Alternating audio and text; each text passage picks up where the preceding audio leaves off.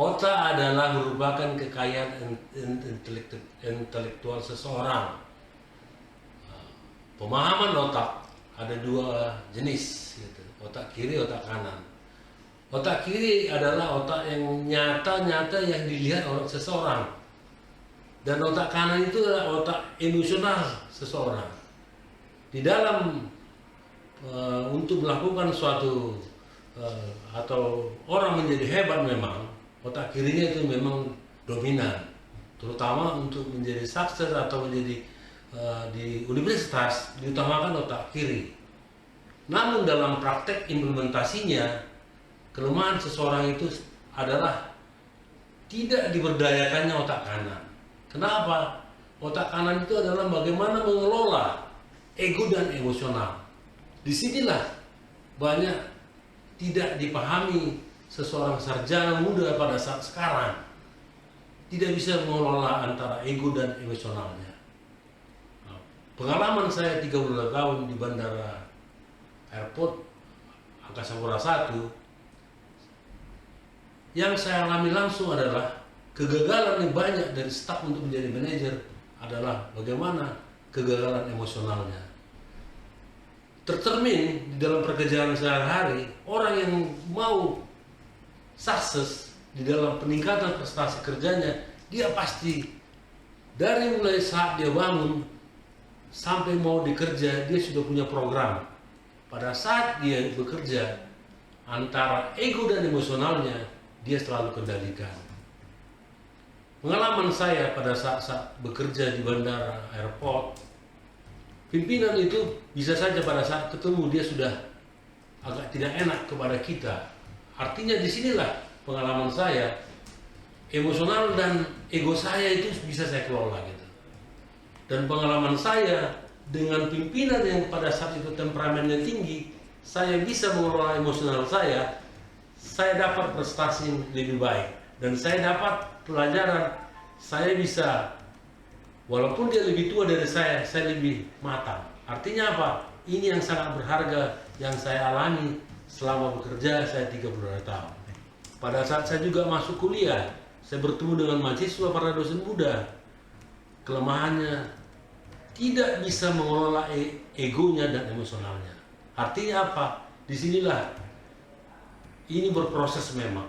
Umur menentukan seseorang untuk sukses benar, tapi harus banyak belajar dan banyak mengalami setiap harinya tantangan, apakah di kampus, apakah dalam kerja kita.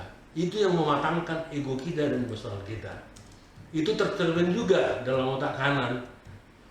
Sebelum kita melakukan debat atau komentar kepada pimpinan, kita lihat dulu raut mukanya. Itulah otak kanan. Jadi kalau raut pimpinan itu tidak kurang menyenangkan, itu harus kita tidak banyak komplain dulu. Pada satu saat nantinya itu akan terjadi debat kusirnya, dan dia lebih respect kepada kita karena kita lebih banyak menahan emosional kita. Itu yang sangat berharga yang saya alami. Jadi saran kami ke depan kepada mahasiswa di mana saja pun orang yang bekerja, kelolalah ego dan emosional. Dan ego itu adalah merupakan kekuatan kita yang tetap setiap harinya kita kelola. Emosional juga begitu. Contohnya kalau orang punya seniman, punya bakat seniman bernyanyi atau melukis, antara ego dan emosionalnya itu harus seimbang. Kalau tidak, dia tidak akan bisa menginspirasi nyanyinya, tidak bisa melakukan lukisannya. Dan saya juga sudah melihat langsung di Ubud bahwa pelukis-pelukis yang terkenal itu tidak setiap saat dia melakukan kegiatannya. Ada hari-hari tertentu dia akan melakukannya. Itulah namanya seni memang. Jadi untuk mencapai kesuksesan itu, masing-masing seseorang itu mempunyai, ada talentanya memang.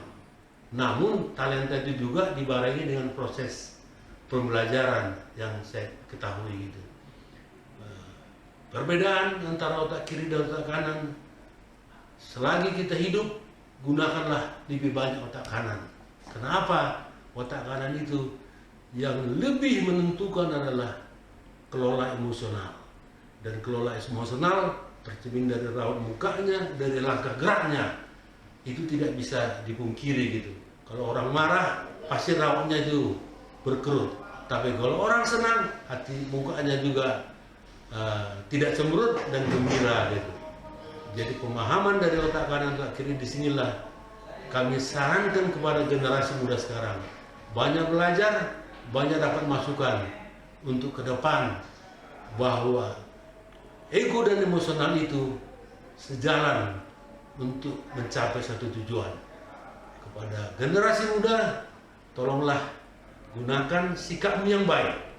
Dengan sikapmu yang baik, kamu memperoleh masa depan yang baik. Itu salah satu pengalaman saya. Karena ada moto saya, attitude is everything. Sikap adalah segala-galanya. Ini yang sangat mahal. Apakah orang Eropa atau Asia. Kita lihat Jepang, salah satu saya sangat simpatik, mempunyai sikap yang sangat tinggi, menjunjung dirinya dan kepada negaranya. Dimanapun dia, jiwanya selalu sopan santun, itu sudah dididik dari kecil memang.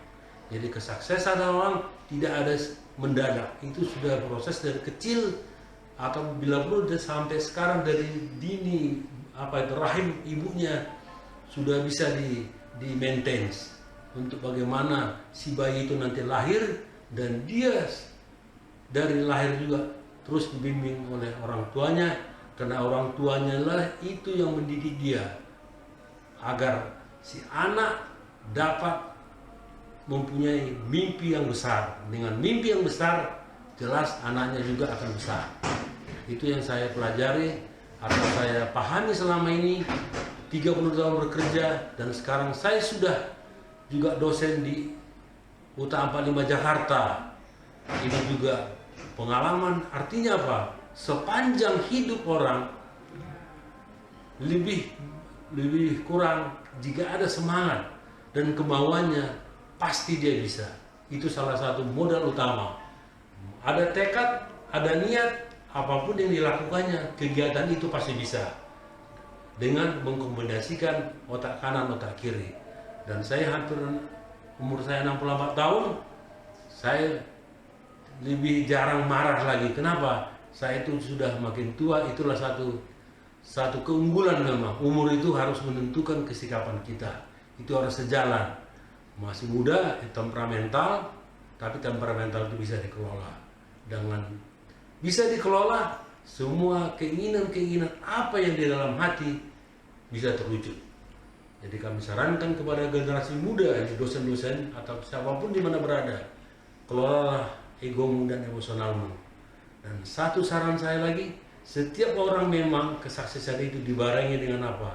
Ada olahraganya, ada salah satu pergerakan badan, di mana ini memang keseimbangan, dan makanan juga harus dijaga, dan juga keseimbangan spiritual. Dan kita juga tidak lupa, bagi yang Muslim ke masjid, Kristen ke gereja, inilah salah satu keseimbangan juga mengelola antara emosional diri kita.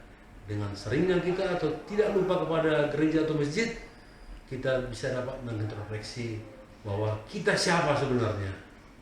Inilah salah satu kunci kesuksesan seseorang, jika bisa mengimplementasikan, bisa mengelola egonya, bisa mengendalikan emosionalnya, seimbang dengan kegiatan-kegiatan sehari-harinya.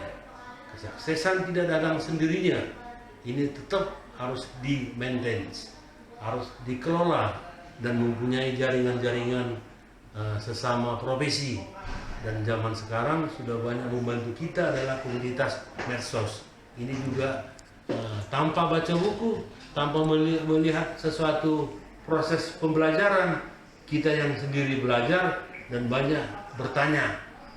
Dan salah satu juga pengalaman kami mendengar, membaca, menulis, ini salah satu modal kunci juga kesuksesan. Pengalaman saya lebih banyak mendengar daripada ngomong. Artinya apa? Itu juga salah satu strategi mengelola emosional kita. Karena ada teori keseimbangan menulis, membaca, dan mendengar, diutamakan mendengar.